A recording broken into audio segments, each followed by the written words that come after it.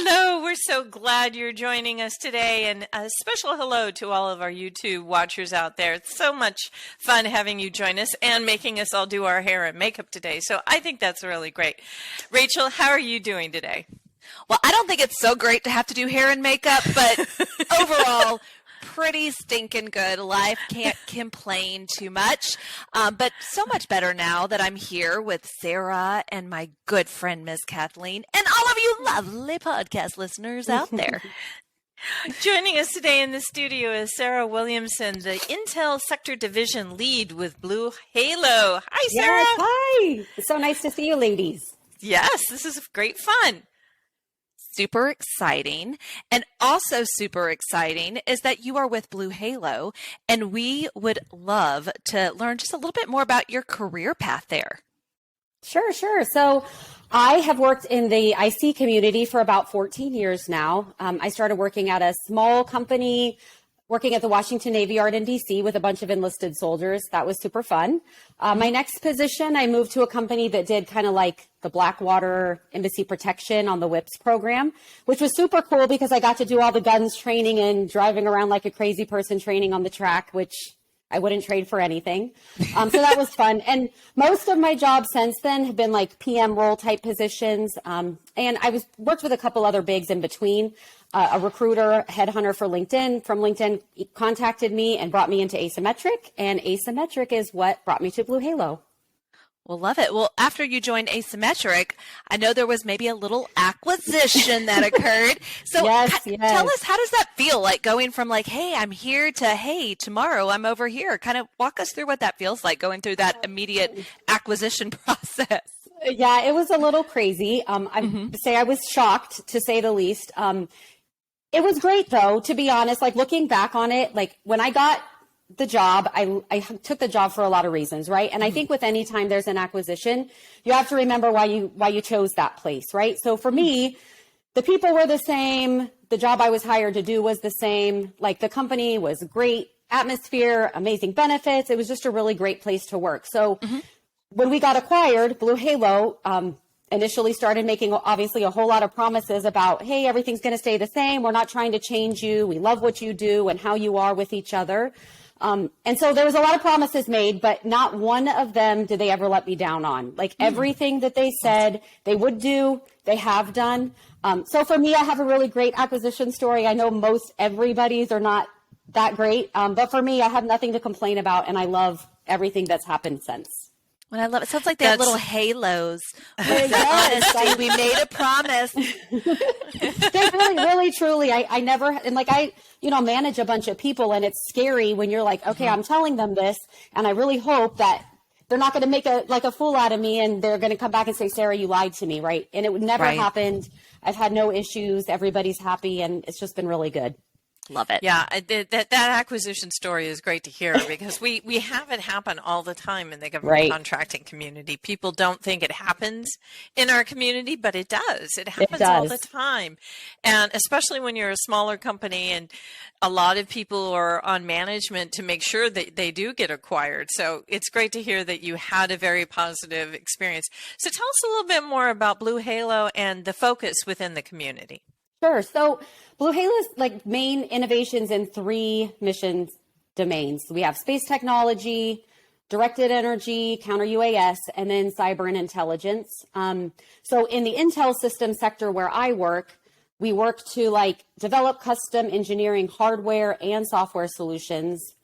We provide tools for tasking, collecting, processing, exploiting, and disseminating multiple types of int, right? And then we work in the spaces with the government to help them do what they paid us to do and drive some big mission outcomes using all of the work that we do. Love it. And we'd also love to hear just a little bit more about some of the different type of like security cleared positions that you're currently hiring for. Sure. So the biggest ones we're hiring for right now, we need cloud engineers. We need front end and full stack software engineers. Program managers are always a necessity, and we're always hiring for them. And then customer outreach / system engineer type positions. Love it. And everybody has to wear gray, just like you can see us all here today. I noticed, I'm like, wow, we totally got the memo here for gray. So why gray is not required, I know folks would like to know, where are these positions required to be located? So in the Nova area in Northern Virginia, we are in Reston, we're in Chantilly, and we're in McLean. And then up in Maryland in Annapolis Junction. Love it. Awesome. So yeah, no, I could probably take my jacket off here. I was planning to wear my here. There we go. There we go. Going Navy. I like it. I'm going Navy. Breaking it up on us here. Breaking it out. Let's go. So we always have fun here at the podcast. Well, I mean, Kathleen, where else can somebody go to a podcast where we do wardrobe changes? I'm just saying. This is true. I'm Madonna. You know I'm Madonna. Anyway, I'm doing a little Vogue here. Anyway, so boy, we're going to get really interesting reviews on this one. So Sarah, what's your greatest hiring need? I mean, you talk about really in technical people, right. But can you sort of drill that down into what really would drive your mission? What kind of tech people is your greatest hiring need? I would say our biggest hiring need now is front end and full stack software engineers. It's been really hard with the shift in COVID and how the working from home, and it's just tough to find those people because a lot of those people can just get a job working from home, right? They don't have to come into the office every day and don't need to use their clearance. Whereas before, I think it was a little bit different. People liked coming in and enjoyed and a lot of times made more money, right? Coming into the building every day. Mm-hmm. But with the shift in just the world, I feel like in technology in general, it's hard to find those folks that are interested and willing to come, pursue the mission inside. Be in a skiff, That's right. that is such a hard thing because, Yes. The pandemic did really push us to, okay, what can we do inside? What can we do outside? What can we do remote? And you're right. There are a certain amount of roles that just need to be done inside a cleared facility, That's inside right. a skiff. And you do get the companionship, you do get the teamwork, and you also do get everyone who is there to support the mission. That's right. That is great. Well, I love that you mentioned teamwork because something that I was most impressed about, like with BlueHalo, was that over 50% of your employees come from referrals, which I think is a pretty good, praise hands testimony to just the fact that there's an amazing, right, the halo. There you go. Oh, we should make that a thing. Like that should be your recruiting thing. We got the halo out there, but it really is a testament to you're doing something incredible there. There's obviously some secret sauce to the culture. So without divulging like any top secret, anything that requires clearance information there. But what is a little bit about the company culture? What is the secret sauce? Why are people wanting to join there? And why are your employees heralding that's an angel thing, right? Heralding, heralding the message out there of just the incredible company culture. We have so much stuff. We have chili cook-offs. We have family barbecues, faux Friday lunches, monthly team lunches, tickets to baseball games and hockey games. We have a pickleball team. We have happy hours. They send you candy on your birthday. Like I really could just go on and on. We support each other, I feel like, inside and outside of work, right? Like when you become friends with the people you work with, then it just makes it that much better. And I've always said, you build the best teams inside the building by building the best teams outside of the building. And I really just feel like when you're like, doesn't want to go to work with their friend every day, right? Like things are hard. The mission is hard. The projects we do are hard. And if you're doing them with people you enjoy being around and solving those hard missions with, it's just makes everything that much better. I concur, and doing it over chili. I mean, what's up there? I love that. Love that. So you do, kind of, I guess, tipping back into the employee referral aspect of it, you do have a pretty incredible employee referral program, or so I've heard, like to the tune of like $15,000. Yeah, money, right?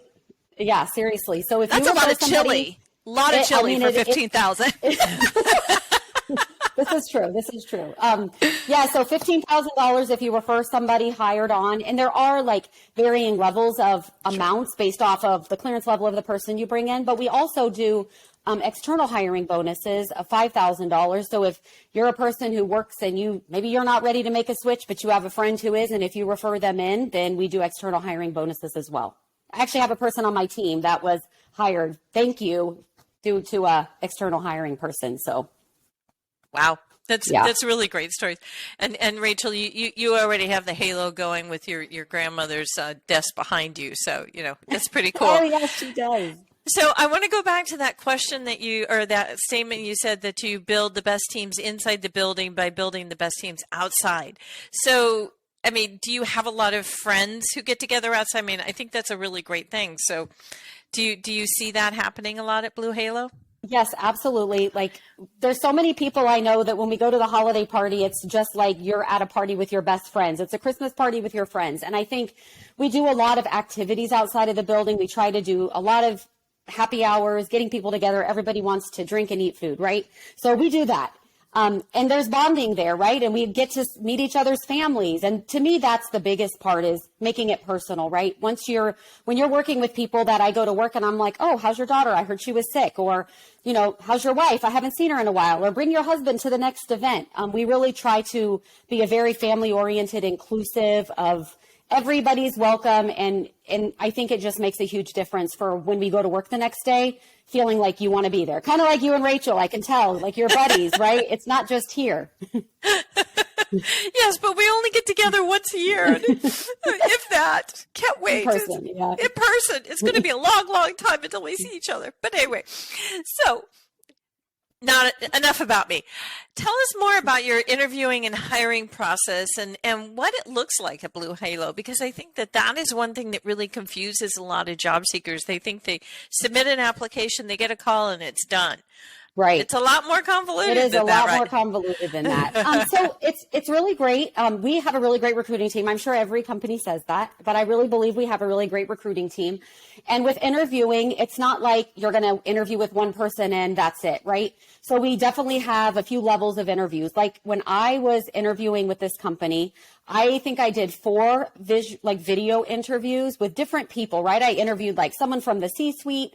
Then I interviewed with a technical person. Then I interviewed with like a regular program manager. And then I interviewed with somebody else who's just like another person at the company that maybe didn't have any direct impact, or like I wouldn't maybe work with them, but just to get an overall gauge of the person, right? Because we're hiring for more than just what's on your resume. You need to, we want to make sure you fit into our goals and our values and the overall way we do business, because it's really, we're trying to be different, right? We're trying to not become just one of these other bigs, which they're great, but like the culture, we want to keep our culture. We want to keep people first. And also with interviewing too, like when you interview somebody, we're not just interviewing them for one spot. So like I'm a hiring manager, and if I interview somebody and I'm like, oh, I know so-and-so has a position open that I think this person would be a really great fit for, well, then we send the person that way and let them know. And then we can kind of move people around to put people in the job that they will be the happiest in. Because at the end of the day, yes, we need to fill spots, right? And we need to get people on the projects, but we want them to be happy where they are. And I understand that you have something called the Talent Acquisition Ambassadors. What's that all about? So talent acquisition ambassadors are like operations people or marketing people or developers even who work directly on projects or, already working with the company. So we kind of like make it possible for people to get information every step of the way, right? So whether it's their first day interviewing, if they have questions, or whether it's their first day in the building, we want them to feel connected right away and ask questions. If they want intimate knowledge about how the project goes every day, we can talk about those things. And also, like if somebody were needed accommodations to do their job, like, hard of hearing or any type of accommodation that there is, that way we can help them to get ahead of it, rather than like, okay, you're starting and now we just realized there's a problem. We want people to come in ready to work and happy to be there. And so whatever we can do on the front end to make that transition easier is what we try to do.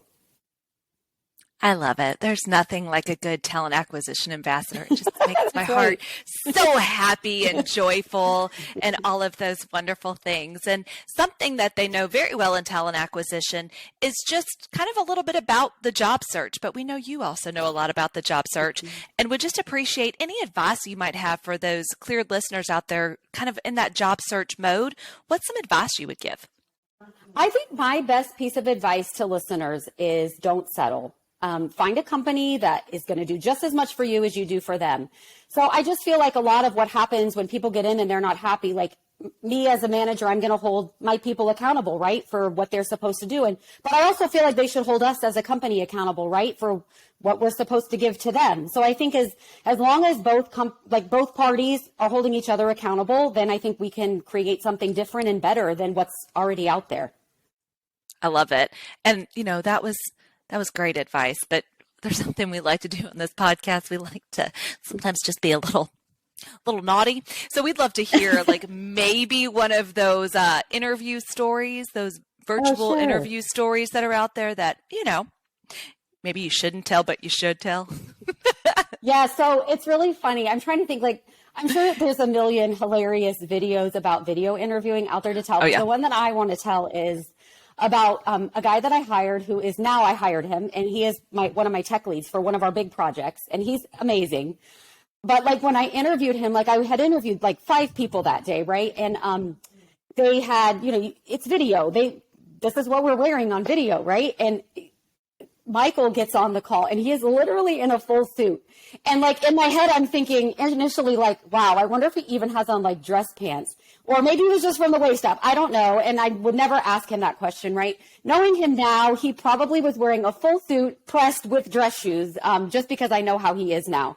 But he wowed me then in the interview, and he's still great. So that's probably my favorite story to tell, just because like you think that it doesn't matter, but it really does matter.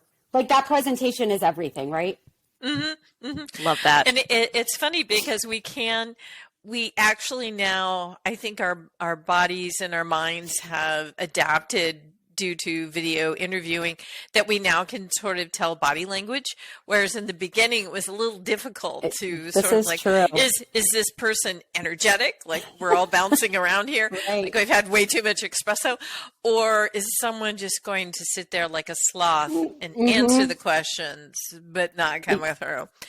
So Sarah, this has been great. How can our listeners get in touch with you? So we actually have a really big hiring event coming up on February the 23rd. It's called the New Year, New Career Invitational, and it's in both Maryland and Virginia. I think the time is 2 to 6 p.m. And we do have, you can register for the event. I'm not sure if it's best for me to just say it, like the web address. We'll put it in the show notes. Oh, so perfect. Don't worry about that.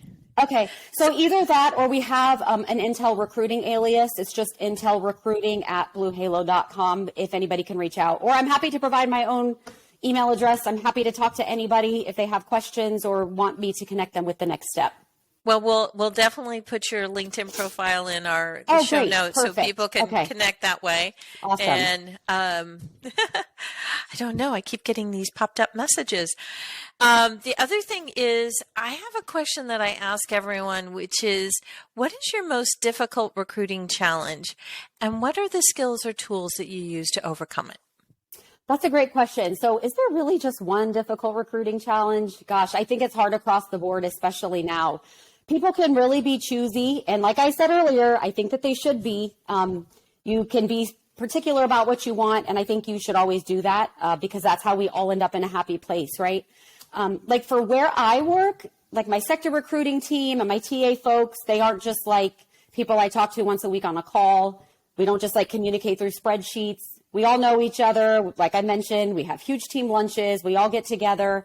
And like Joe, who's my direct person, like if someone accepts an offer, he calls me and he's like, Sarah, they accepted. And we have like a 30-second party on the phone. Cause like I'm just as excited for the new employee as I am for us, because I know that we're a great company and they're going to love it here. And I'm excited because now we get a new person to bring in and bring to all the events and enjoy at work. We also have Ramona, who is like a new addition to our team on the TA side, and she's like really helping us plan some awesome events. We're going to start a bowling league, which I'm excited about. I know, silly, right? But yeah, no, it's great. It's great. Yeah, we're doing a lot of great stuff. And I guess the biggest thing to that is like my recruiting team is part of the team. They're not like an external agency or some ladies who sit over there. We all sit together and we all talk all the time, and everybody's involved 100%. Awesome. Sarah, it's been so much fun. I just love a kindred spirit that just likes to have fun, that obviously knows how to dress like the latest, and then we have that person over there that's like, no, I can't be like these other two. So it has been it has been an absolute pleasure talking to you today, and just appreciate you spending some time with us. And hopefully this wasn't too painful. I know the listeners enjoyed it as much as we did. Awesome. Thank you, ladies, so much. It was so great chatting with you. Great. Thank you.